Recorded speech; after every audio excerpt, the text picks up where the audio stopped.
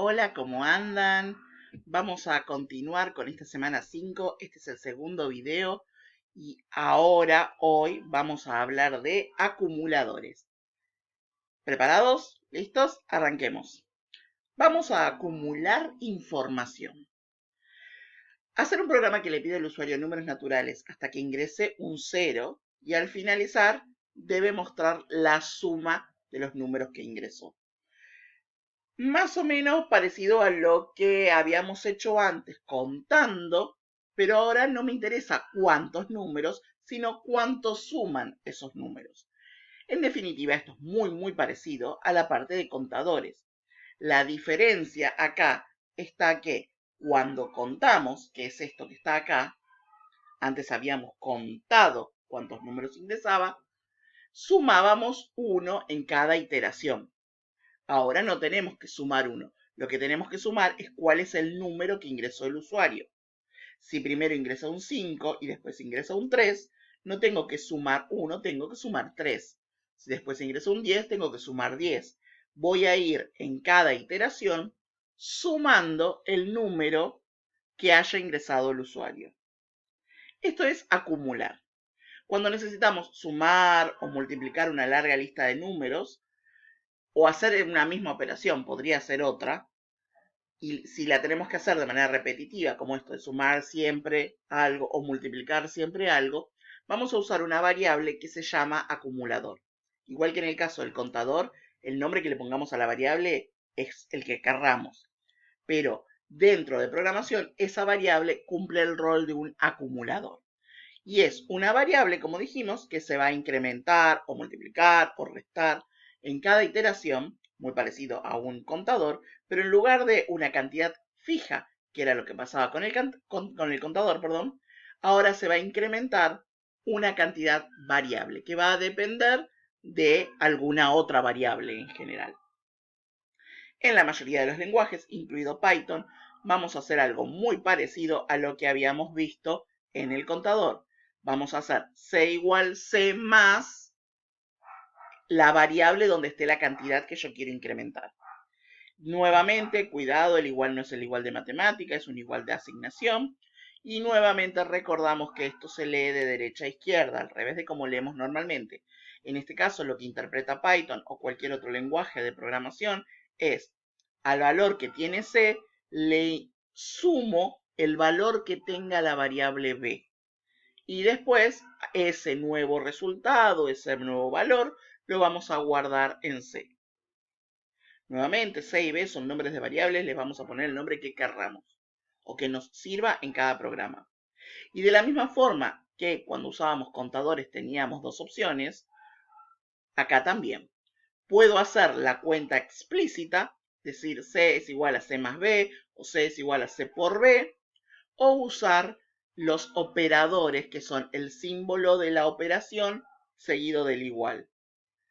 El C más igual B, que eso va a sumarle a C una cantidad B, y funciona también con el por.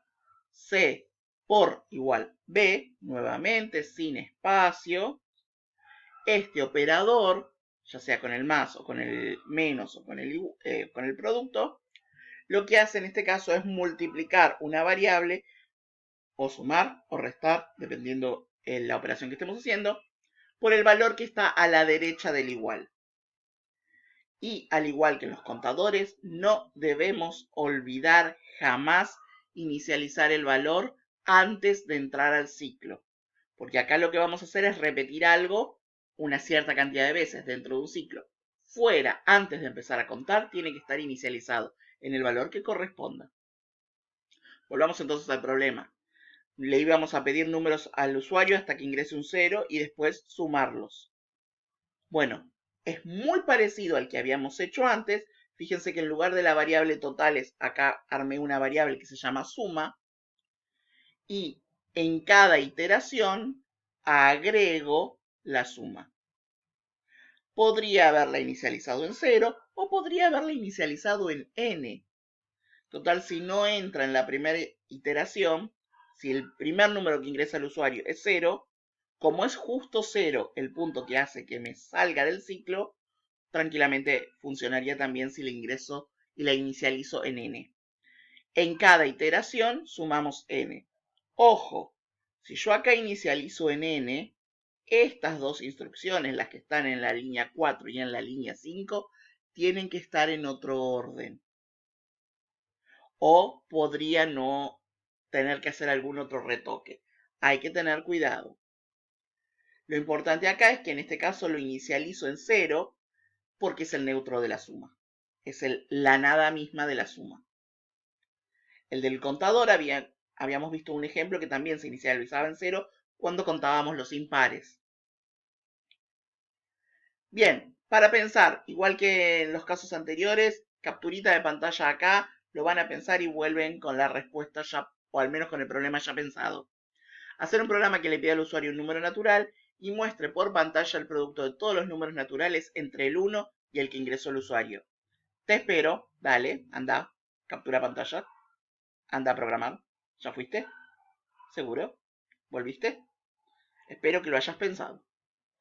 Veamos que es recontra igual al anterior, con la única diferencia es que la operación que hacemos acá es multiplicar por el valor que esté en i, que es el que recorre todo el rango.